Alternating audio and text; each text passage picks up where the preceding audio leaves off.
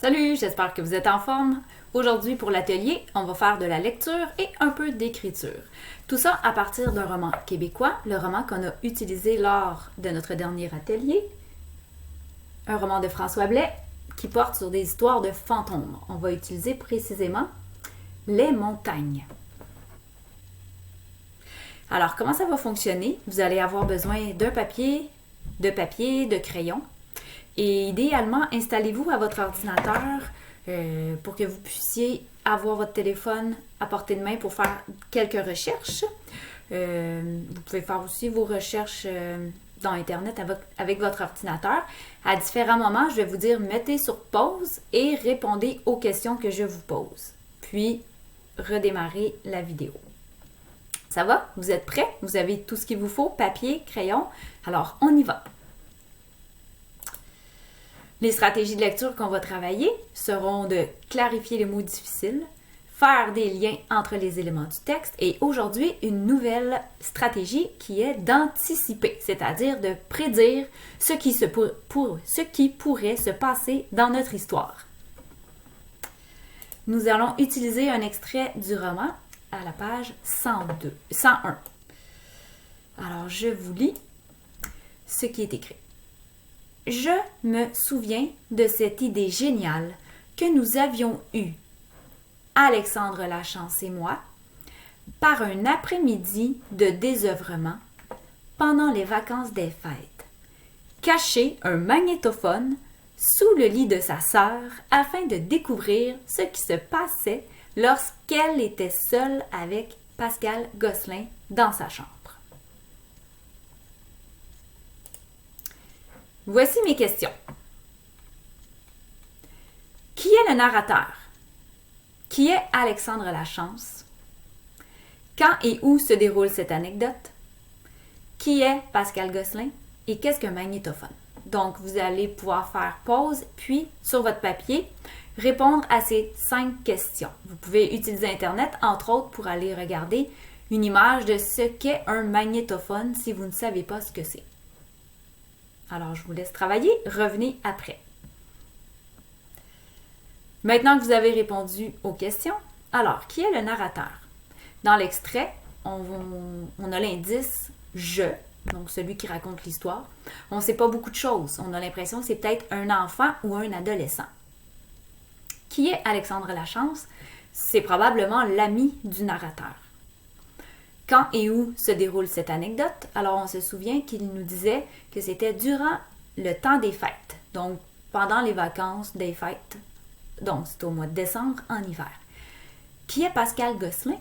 Eh bien, on se doute que c'est peut-être le chum ou un ami très intime de la sœur d'Alexandre. Et qu'est-ce qu'un magnétophone? Donc, si vous avez fait votre recherche, vous avez vu que c'est un ancien outil technologique utilisé pour faire des enregistrements. On utilisait des cassettes avec un magnétophone. Maintenant, les questions d'anticipation. Selon vous, que va-t-il arriver? Que contiendra l'enregistrement? Donc là, vous allez répondre à ces 2 questions-là. Vous allez faire pause et prendre le temps de bien écrire ce que vous pensez qui va arriver et ce que contiendra l'enregistrement.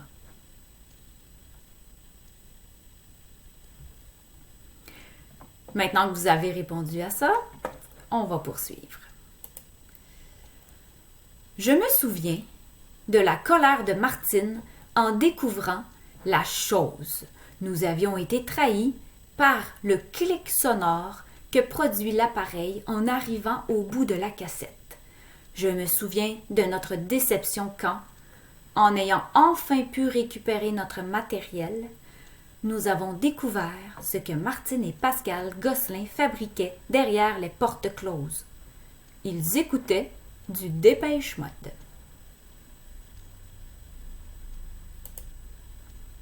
Question. Qui est Martine? Qu'est-ce qui a trahi les 2 personnages? Que signifie porte close et qu'est-ce que Dépêche Mode? Vous allez prendre le temps de répondre à partir de ce que vous vous souvenez. Vous pouvez reculer aussi. Et à l'aide d'Internet, encore une fois, vous allez faire une recherche sur un site, par exemple, de dictionnaire. Que signifie close? et qu'est-ce que dépêche-mode. Donc, prenez le temps de faire vos recherches et revenez après. Alors, vous avez répondu à ces questions. Qui est Martine? Alors, on fait des liens. Ça serait évidemment la sœur d'Alexandre. Qu'est-ce qui a trahi les deux personnages? Eh bien, c'est quand la cassette est arrivée au bout et que ça a fait clic. L'appareil a fait un clic. Que signifie porte close? Ben là, vous avez été regarder sur un dictionnaire en ligne, alors je n'ai pas besoin de vous donner la réponse. Et qu'est-ce que dépêche-mode? Ben, c'est la même chose. Hein? Si, pour ceux qui seraient trop paresseux, qui attendraient que moi je donne la réponse, ben non, je ne la donnerai pas. Vous allez devoir aller chercher. Faites une recherche, image, qu'est-ce que c'est? Peut-être même vidéo, si vous voulez savoir. Et lorsque tout ça c'est fait, on continue.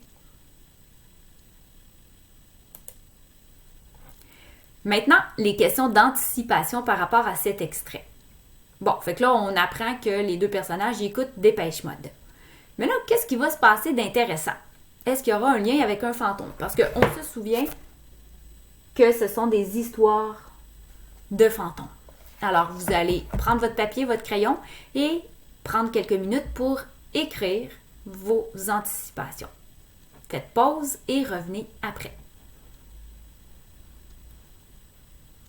Alors, vous êtes prêts à ce qu'on continue? Qu'est-ce qui va se passer maintenant? Je me souviens surtout de ma chair de poule en entendant cette voix de fausset n'appartenant ni à Martine, ni à Pascal, ni au chanteur de dépêche-mode et qui, vers le milieu de l'enregistrement, dans le silence entre deux chansons, glapissait. Pouvez-vous m'aider? Question. Que signifie glapissait? Et à quoi servent les guillemets? Les guillemets, c'est des petits symboles comme ça, signes de ponctuation qu'on va utiliser souvent, entre autres, dans les romans, dans les textes informatifs aussi. Alors, encore une fois, vous allez faire pause, puis vous allez chercher le sens de glapissait et vous allez revoir dans l'extrait que vous avez lu, vous pouvez reculer, à quoi servent les guillemets. Alors, si vous avez eu de la difficulté à trouver le sens de glapissait, bien, sachez que c'est un verbe, c'est le verbe glapir. Donc, si vous n'aviez pas trouvé ça, faites pause et allez regarder ce que ça signifie glapir. Et à quoi servent les guillemets? Eh bien, c'était pour, dans le fond, citer, rapporter les paroles d'un personnage. Donc, c'est ce qu'ils ont entendu.